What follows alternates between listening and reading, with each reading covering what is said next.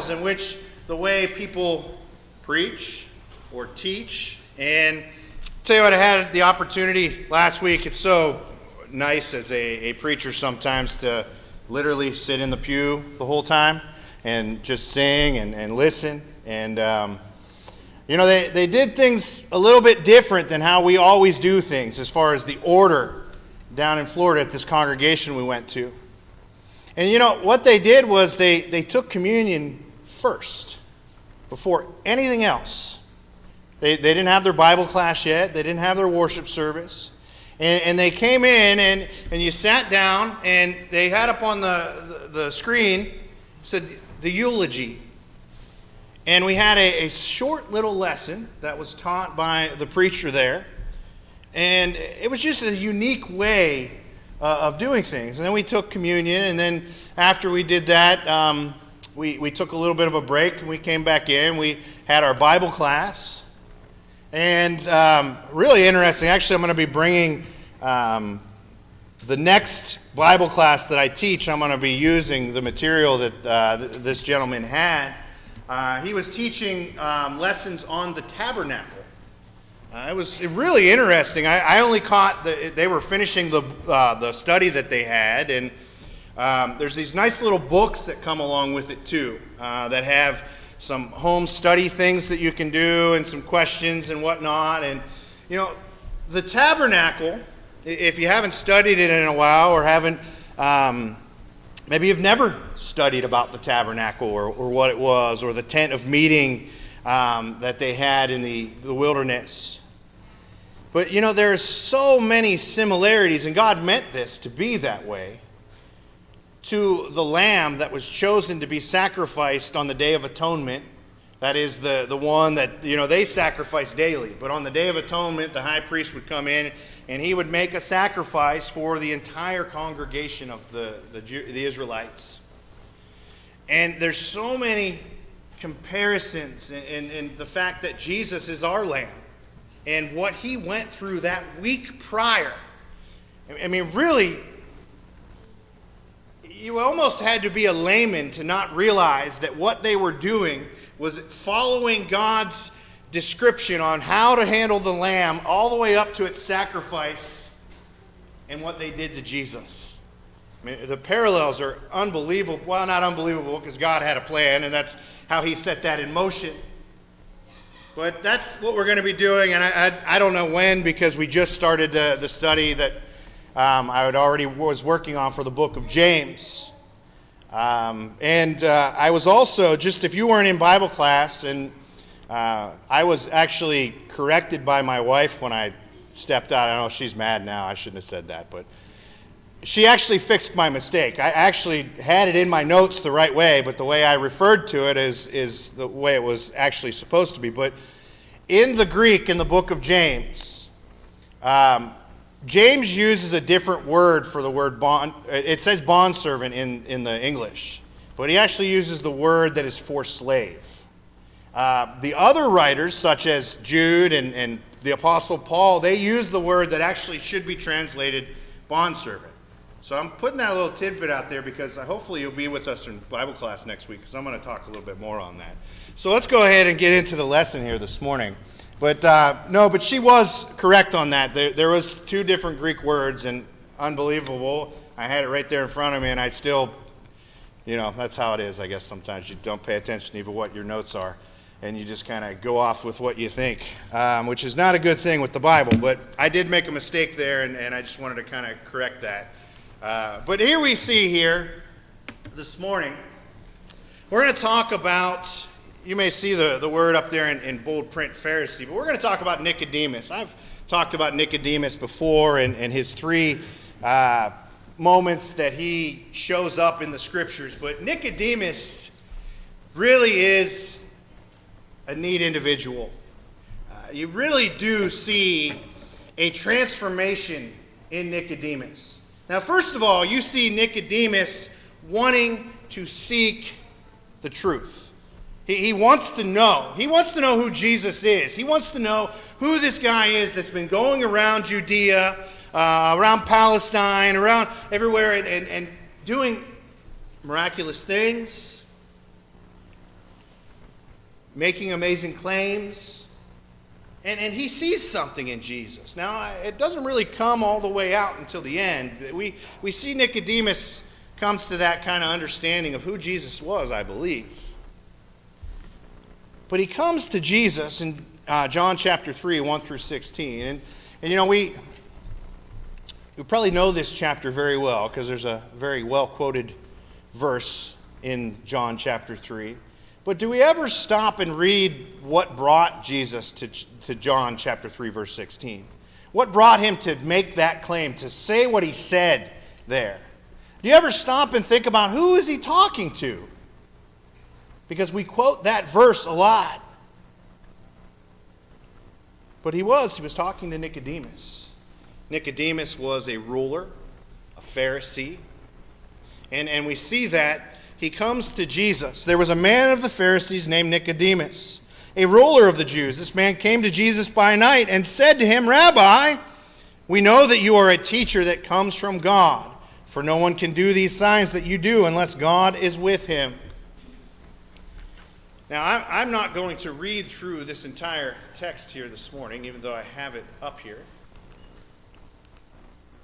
So I encourage you to, after the lesson this afternoon, if you have some time to reflect on Scriptures, go back and think about what we talked about this morning and read John chapter 3, verses 1 through 16, and really meditate upon that conversation. But here we see Nicodemus. He's making some claims. He's talking about Jesus, and he says, "Rabbi." He's calling him teacher.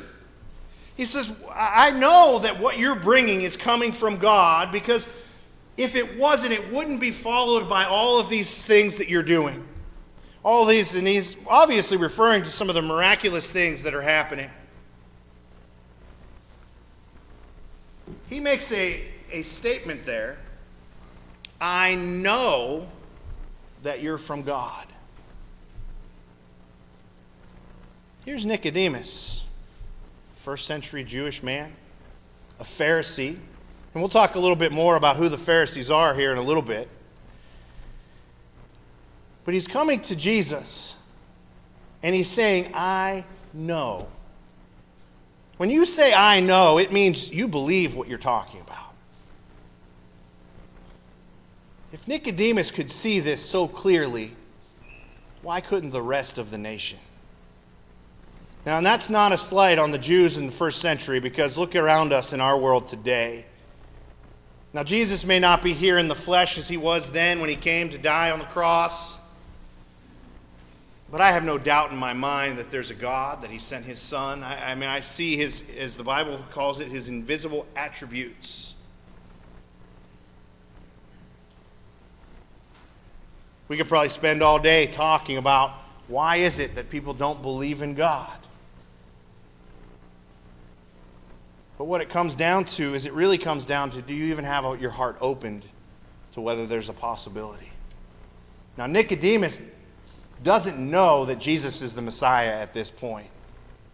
I believe that by the time Jesus is buried and Nicodemus and Joseph of Arimathea bury him, I believe that Nicodemus believes, because of the money that was spent on the oils and the fragrances to take care of the body. I believe he knew who Jesus was. But we're not there yet. So let's take a look at here a couple of things. The Pharisees. Where did they come from? You know, the Pharisees were, throughout the New Testament, the Pharisees were usually held up by, the Lord as really hypocrites. A model of religious arrogance, in a sense. The Bible mentions one Pharisee, though, by name, and that's Nicodemus. Now, don't stone the messenger. I know Paul was a Pharisee also, but this is what we're talking about here. He says, although he's mentioned only 3 times in the New Testament, in each instance he's worthy of our notice, because you see the transformation of what God can do with someone. From just coming to Jesus and saying, I know you're from God. I know your message comes from God. But we take a look here Okay. The Pharisees, the sect of the Pharisees, came around about 2 BC. That was probably where their beginning happened. What they did was they followed the Old Testament, all the things that Moses had said, and the oral traditions. So there had been some additions, some exaggerations even. They believed in a sense, it seemed that many of them believed in teaching something but not necessarily living it. Now, that doesn't mean that every Pharisee was a hypocrite. Nicodemus is obviously looking for the truth. Paul was called to be a Christian, to use the same zeal he had as a Pharisee in his belief in God, to translate that into the New Testament. So we're not going to stand up here and say that, well, every Pharisee in the first century was a bad person and it was someone you didn't want to talk to because they were hypocrites. That's a blanket statement that cannot be said. But with that being said, there were many confrontations that Jesus had with them. And the majority of them were, you're a bunch of hypocrites. You say do this, but you don't. You catch someone in the act of doing something wrong, you want to stone them. But hey, everything I do is perfect. That kind of action. If you've ever thought, and at least I did, and maybe you never did, but how do the Jewish people today worship God when they can't make sacrifices? When they don't have a temple? Well, if you look at the Pharisees, they were a product of really the modern day synagogues and the way that the Israelites worship today, the Jewish people. And really it kind of goes into that idea, they had already believed in what Moses said and then added things even though God said they shouldn't. So after 70 AD, when the temple's destroyed, why not go ahead and put some other things together so that we can continue to be this way? Now, as I said, not all Pharisees were bad people, but they did get a bad name because them and the scribes, they went against Jesus a lot. There were other sects that were happening at this time. Obviously, many of you, the two that are the biggest would be the Pharisees and the Sadducees. And really one of the major differences is the Pharisees believed in a resurrection, believed in a life after this. The Sadducees did not believe in a resurrection. Then it probably would have been even harder for one of them to believe in Jesus without seeing him because of their belief or lack thereof belief. Take a look at Matthew chapter 15, verses 7 through 9. Here Jesus, he says, hypocrites. And then he mentions something here from the book of Isaiah. He says, well, did Isaiah prophesy about you? Saying, these people draw near to me with their mouth and honor me with their lips, but their heart is far from me. And in vain they worship me, teaching doctrines, the commandments of men. Verse 33, serpents, brood of vipers, how can you escape the condemnation of hell? Now, if you were a first century Jew and you heard Jesus talking to the Pharisees in this way, you might be shocked. Because the Pharisees were looked at as individuals who really were, lack of a better way of putting it, the elite of the religion. They stood out. They were the ones that did what was supposed to be done, or at least tried to enforce it, they would say. But you know what? There were so many encounters with Jesus and the Pharisees where they got things wrong. They tried to throw the law at Jesus so many times, and really it came down to their own oral traditions and things that separated them from serving God. But can you imagine that? God or Jesus being in front of you, looking at you and saying, you know what? You're just like the people that Isaiah prophesied about. You draw near to me with your mouth. You honor me with your lips. Maybe you sing. Maybe you pray. Maybe you tell people you believe in Jesus Christ. But the end of that is your heart is far from me. God never desired the blood of animals. It was just a tool that was used. What God really desired was a loving heart, someone that was truly obedient to him. And that's no different today. You know, we partake of the communion emblems. You know, you think about it for a minute, that idea when we read in the scriptures about, you know, when you have a problem with your brother, don't come before the altar. Go fix that first.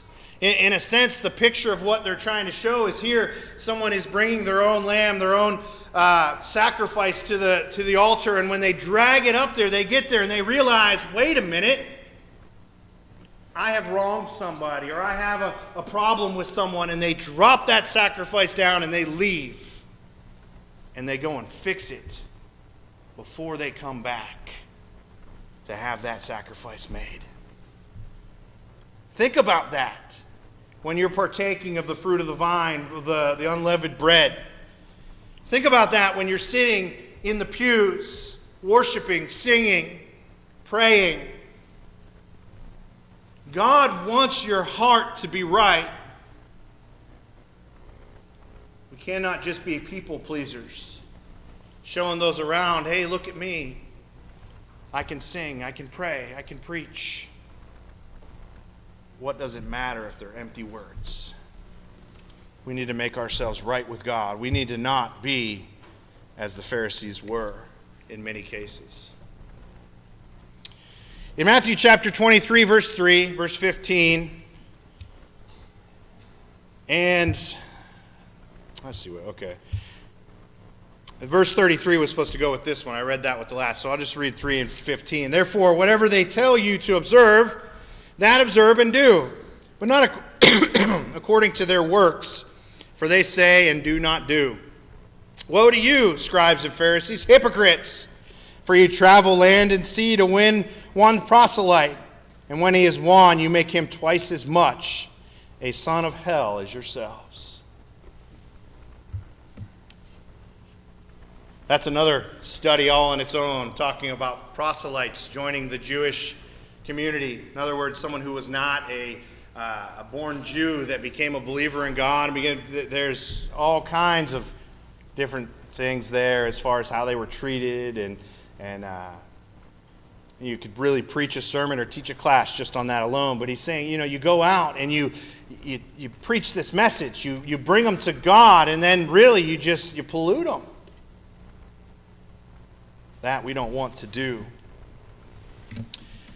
So the Pharisees were a thorn in the side of Jesus' flesh. Really, they were. They were contentious to him. They caused him all kinds of trouble, but we do see the light here in John chapter 3, verse 1. We read this already. There was a man of the Pharisees named Nicodemus, a ruler of the Jews. Now, why did he come at night? There are some that will say it's because he was afraid.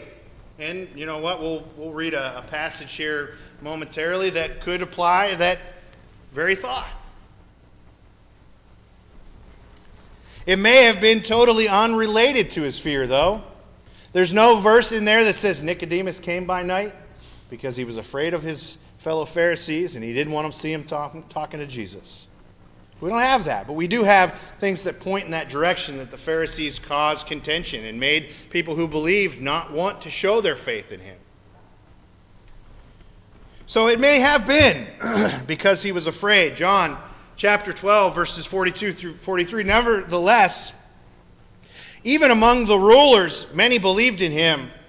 But because of the Pharisees, they did not confess him, lest they should be put out of the synagogue. For they loved the praise of men more than the praise of God. That verse right there is the one verse that makes me wonder whether or not Nicodemus was going there by night because of fear. Because it didn't seem like Nicodemus was afraid to stand up for what he believed in. But it's very possible. I would never negate the fact that that's maybe why he came at night. You know, oftentimes we do things at night because we don't want to be seen, right? Undercover. You know, what did your mom or your grandma used to say? Nothing good happens after dark, right?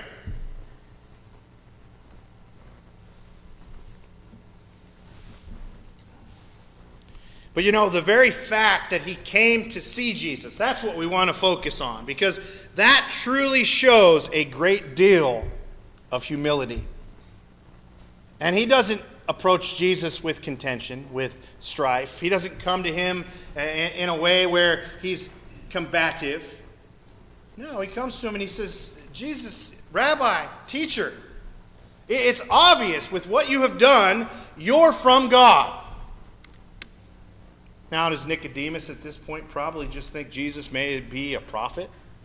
Sure. He doesn't know he's the Messiah at this point. He doesn't know who or why he's there.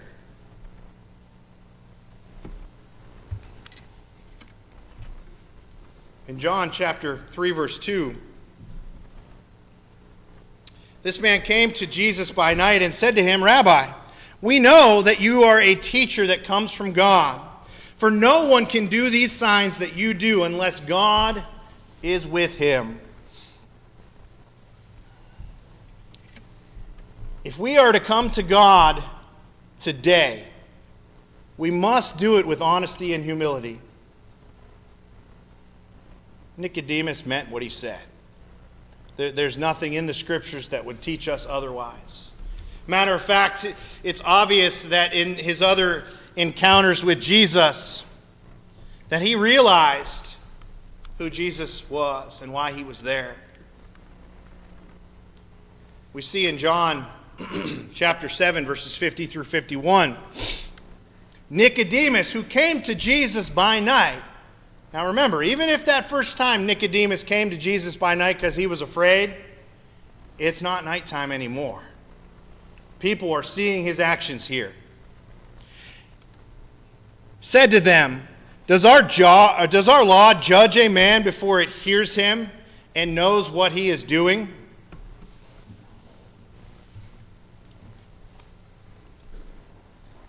You ask yourself, and you ask yourself the question, do you have the courage to stand up before your peers,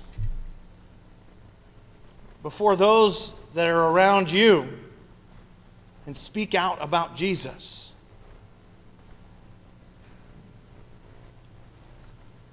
When was the last time you talked to someone about Jesus? Maybe it was yesterday. Maybe it was last week. Maybe it's been a really long time. I hope not. And if it has, the future is in front of us and the past is behind. Let's move forward and let's spread the word. But I want you to think about something. You know, there is secular writing about the Pharisee Nicodemus that talks about him as being a poor person after the death and the burial and resurrection of Jesus. Someone who was wandering the streets that didn't have much money. Now, Nicodemus had wealth. And he didn't spend it all on Jesus' preparation. Nicodemus, by standing up and saying, let's listen to this Jesus, could lose everything that he has in this physical world. Is there anyone here that has that worry? That if you bring the gospel to someone, that you're going to lose your life? That you're going to be cast out? Sure, maybe in some instances. There's been families that have said to someone, you become a Christian, you're no longer in this family. But I think the majority of us here have people that we can speak to, that we can talk to about Jesus. Nicodemus stood up for Jesus. And while we cannot speak for the person of who Jesus is, as Nicodemus was able to do, we can speak the words of Jesus. I don't know what is on anyone's heart unless they share it with me. I don't know if someone is truly a Christian. They can act that way. They can talk that way. I cannot speak for your heart. Now, that's not to say there isn't people that I'm close to, that I know, believe in God, and I trust that that's where their heart is. But I can't walk up to a random person and know how they feel or what they're thinking. But we can teach the plan of salvation. We can teach what Jesus brought for us. We can teach the uniqueness of the church, the worship of the church,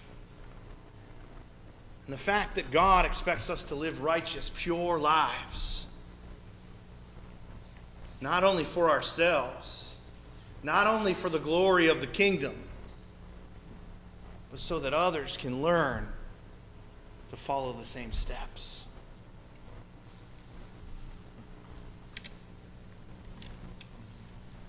In John 19, verse 39, it says, "And Nicodemus, who at first came to Jesus by night, also came, bringing a mixture of myrrh and aloes, about 100 pounds.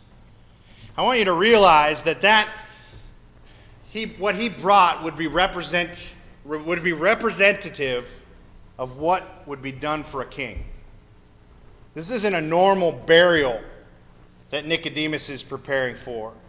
And one other thing that may point to the fact that, going back to the beginning, that maybe Nicodemus came at night out of fear is the fact that it's mentioned in all three of these accounts. Or is that just to say, hey, this is the same Nicodemus?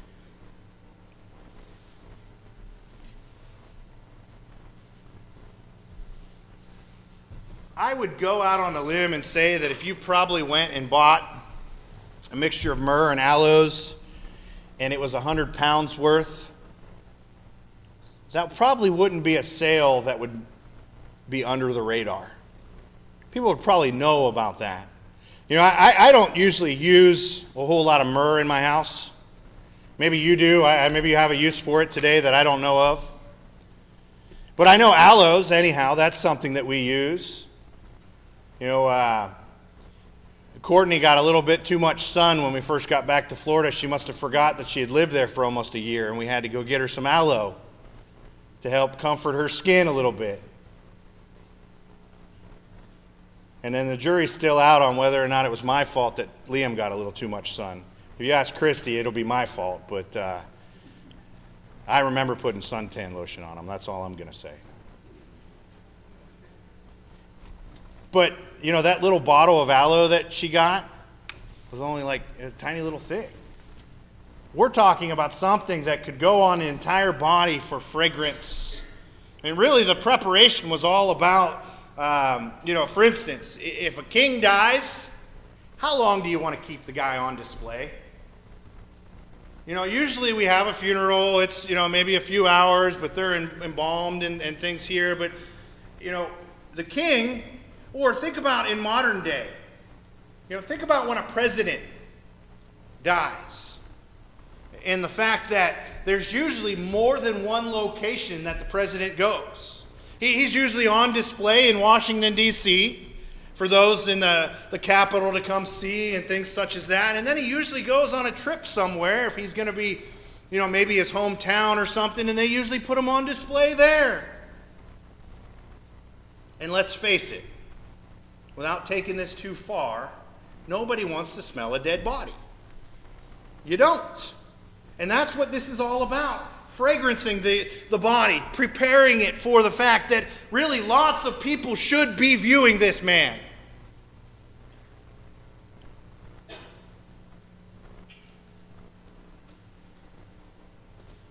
And yet many of us here today are saying, I didn't spend money on 100 pounds of myrrh or aloes, yet I put another nail in his arms, in his hands. I put another nail in his feet. I hung him back up on that cross that he hung upon for my sins because I committed a sin when I knew I shouldn't have.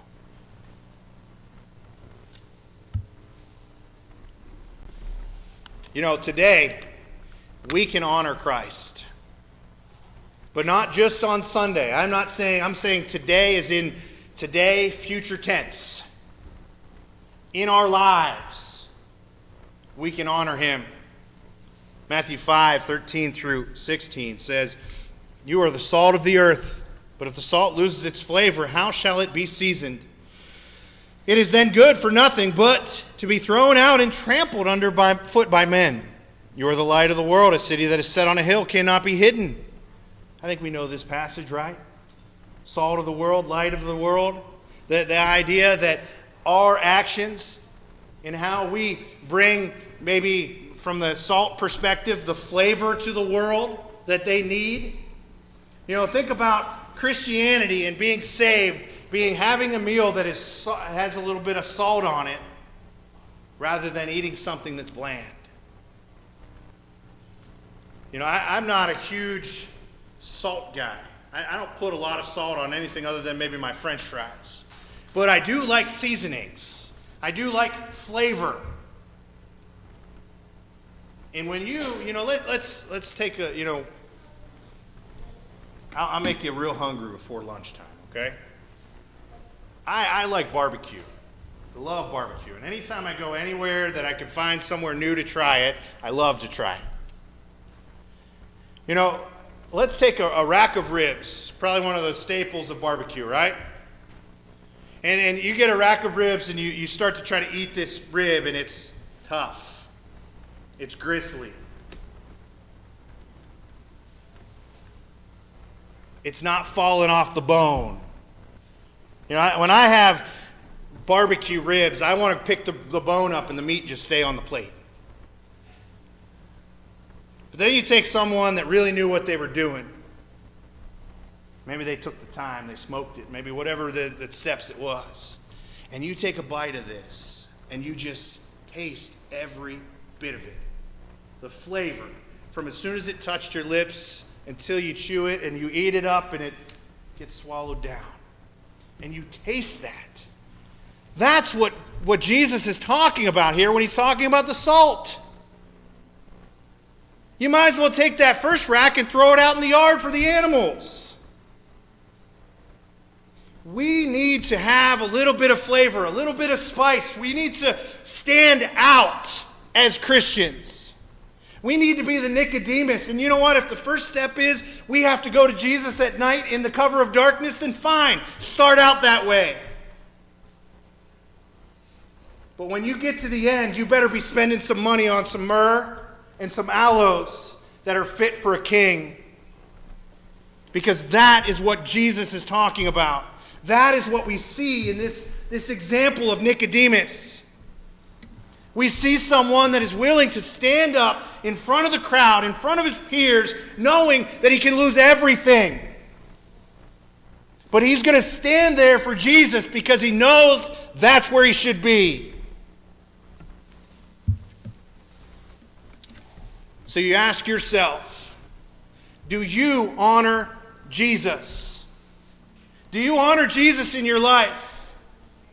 Do the people around you, whether or not they want to become a Christian, whether they not want to follow in what you believe in, do they know that you're a Christian? And I used this term at the family camp right before I left for Florida, and the idea that sometimes people pick up their sledgehammer Bibles and they start beating people with it. I'm not talking about that. I'm talking about living the life of a Christian. Do you do that? And I can guarantee you, myself included, every one of us can improve. Every one of us can get better. Every one of us can grow closer to God daily as we walk this journey. But I hope that you're honoring Christ just as Nicodemus, this Pharisee, who, remember the comparison of what he was compared to. Hypocrites, vipers, people that came with lip service but not with a heart. That's what a lot of Nicodemus's people were. And I don't want to say that about my fellow Christians. I want to be able to say we love God, we obey God, and we're doing our best. But one last passage I want to share with you, Ephesians chapter 3 and verse 21. Well, I got to fix my light up here. I got a little aggressive and I swatted the podium here. All right, Ephesians chapter 3, verse 21. To him be the glory in the church by Christ Jesus to all generations, forever and ever. Amen.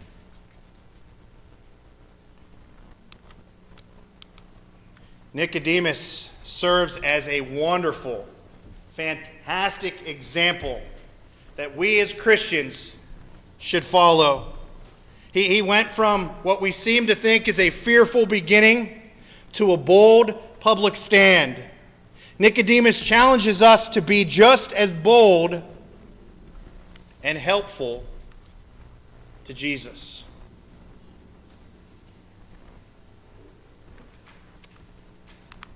I'm going to offer the invitation here this morning. And with that being said, the message from today is yours to take wherever you want to use it.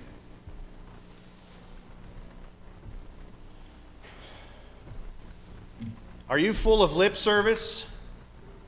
Or are you full of a heart that is obedient to God?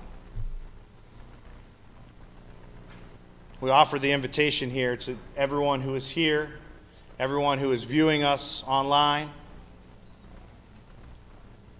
But if you're not right with God, it's not impossible to become right with Him. He gives you the steps. He gives you the way. If you haven't become a Christian, if you haven't had your sins washed away, confess Jesus and be baptized. Start that new life that you deserve. Oh, wait, I used a word we shouldn't use. We don't deserve it. We don't deserve it. But it was given to us. Doesn't that even make it better? So if you're not a Christian, we'll give you that opportunity. If you're here physically, we can baptize you this morning. Maybe you're already a Christian. Maybe you were standing out in the light, and now you feel as if you're Nicodemus on his first steps, where he's in the dark, coming to Jesus. But you know what? I would never slight someone, no matter how they come to Jesus, as long as when they finally get there, they're not hiding in the dark.